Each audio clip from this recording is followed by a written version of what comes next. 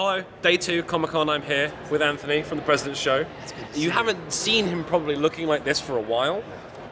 Normally he's a little bit more orange and a little bit more husky. He plays a character in Doctor Who, as you may know. No, I'm kidding. He doesn't. He plays the President of the United States of America, which is exciting. Trump should be the next companion. I think if you have a female Doctor Who, what would be the worst possible companion a female Doctor Who could have would be Trump.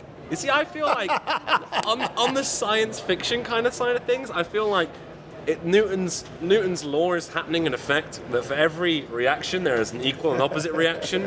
And whatever's happened in the last 8 years, we seem to be having the equal and opposite reaction of it for the next 8 years. Pendulum swings. However, we're not here to talk about my political beliefs, because who the fuck am I? No one cares. We're here to talk about your show and the enormous success that it's been. Thank you. How different is it from going on the road and doing the Bernie versus Trump debates? Oh, I mean, it's radically different in the sense that it's so much more concentrated and focused. Like we're, in the live show, you have an opportunity to wander. You can go 2 hours. You can go, and sort of like that process has now become our writing process. Like I sort of do that all week, sort of converting and changing and moving ideas around during the week and then crystallizing it into a more focused piece. And we keep the improv parts in the field pieces. Like anything you've seen, the sort of famous truck video, of me yelling about the truck, that was one take, one time. I just made it up and then we said we were done. We were at the end of the day. We weren't even really shooting anymore. So like there's a little space for that in the show, but we also want to do tightly controlled, well-written satire. And I like to think that I've received some compliments from some British writers over there that my inspiration comes a lot from the Goons and from Monty Python, from,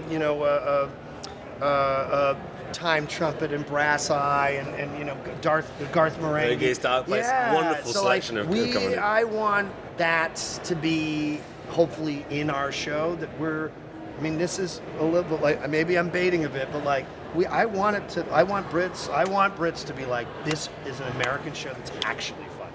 That is like, I'm serious. An American show that for once is kind of funny. Yeah, kind of. Kind of funny. From the Brits, I'll take kind of any day. Well, we don't really have extreme emotions. It's all very kind of subdued grey. It's 50 Shades of Grey, except we're miserable. Yes. There's no sexiness in it. I would say it's a 50 Shades of Cheers. It's how the cheers comes out. Cheers. Cheers. Cheers. That's so true. Yeah. I'm glad that you've got the cheers down. Oh, yeah, I got the cheers down. In terms of you having to go through the process of becoming Donald Trump, yes. How long does it take to A, psych yourself up, and B, sit down and have all of that lovely makeup applied? It takes 2 hours to get into the makeup and the wardrobe. In terms of psyching yourself up, I actually listen to a lot of music that day. Okay. I almost want to get out of my mind. I want to actually, he's a kind of an empty-minded person. Is it the Playbus theme tune, or is it anything in particular? I listen to a lot of like rock. I listen to a lot of Motown. I listen to a lot of like, Morrissey. I listen to all kinds of stuff. I'll go from Sinatra to this. Just I need to drown things out sound-wise, and then I prep mostly physically. I kind of watch him every Thursday. I watch him just for a second, just to make sure I know and remember his voice. I do them all week, and then you just throw your mind. I don't know how to say it. You throw your mind in that space, and you just let it sit there. We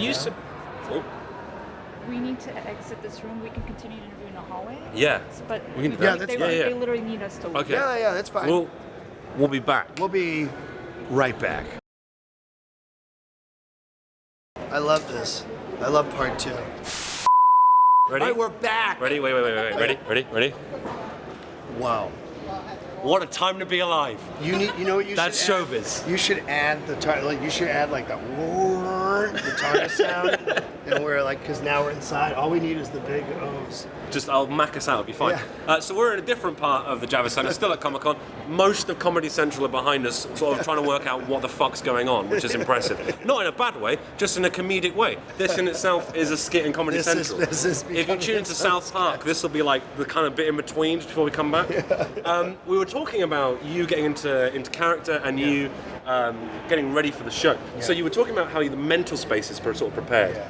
What's it take in terms of sitting in the chair? Because how much prosthetic is applied, or is it just There's no paint? prosthetic. We actually did a test with prosthetics, and I looked like Dan Aykroyd from I Love Trouble. It was like it was too much. So like, what we realized was that the thing I realize is that, believe it, even though I don't look much like him, just shaping the face with makeup and then how I do the face, like this face and these things, like it's. Is this not painful? Yeah, it's a lot more It feels about painful. this. I had to do it for a year and a half for it not to be fucking painful. It was awful in the beginning. So like then you know, we do spray makeup. There's a bald cap because we want to get that pale, like hair, skin under his hair, and then you know about an hour and a half, then hour and 20, hour and 45, and then there's a fat suit, a cooling unit under the fat suit. Nice. It's a nice touch. Yeah, which is very That's nice. very VIP. Shoes, yes. Shoes that are pitched purposely forward so that when I stand like this, so I don't have to like Magnificent. do it on my feet. Because on the live shows, I used to like actually get like shin splints because I was standing like this all the time. So, and sounds that's not it. ideal. So 2 hours and then I'm done. Yeah. Have you ever had an oh shit moment live where you've gone to deliver a joke and it's just died and you've been Bomb? like, Oh, yeah, I've bombed a lot in my life, of course. I've had many ocean moments. But when you were dressed as Trump, have you had any like that? Yes, I in the live shows when you're careening around for like 2 hours, you will hit pockets where like it didn't work. It's about how you respond to when it didn't work. Do you like take the hit and acknowledge it? Do you move on? Sometimes you can get away with like bombing and then immediately doing a funny one after, Right. and then they forget the one that wasn't good. But yeah, of course. I mean, you know, part of the tour was feeling out where the boundaries were of how to do it, mostly how effectively to do it. You're refining a joke until it works, you know, in a clear way. It's always the goal. It's Always the goal. nice Yeah, goal. yeah. Well, what have you got next? What are you going to be doing this show ad infinitum, or will you be doing something else next year, or what's the kind of plan? It's your guess is as good as mine. I mean, I think that That's a reassuring. That's a reassuring. very reassuring. Who knows? I have a feeling. I have a feeling that this show will hopefully continue, and I think as long as he's in office and as long as Comedy Central will let us, we want to try to litigate the president and do our civic duty and make sure we're on him and doing something funny but also pointed. And then yeah, I'm sure I'll try to pick up some other work in the in-betweens and make sure that we do other things because, you know, I thrive anytime I get to do something other than Trump. So I'll definitely in my off times try to, you know, pursue other things. I mean, a Doctor Who cameo, listen, I could do a great Santarin. I could do an incredible Dalek. I could do a great Davros. I'm going to tell you right now.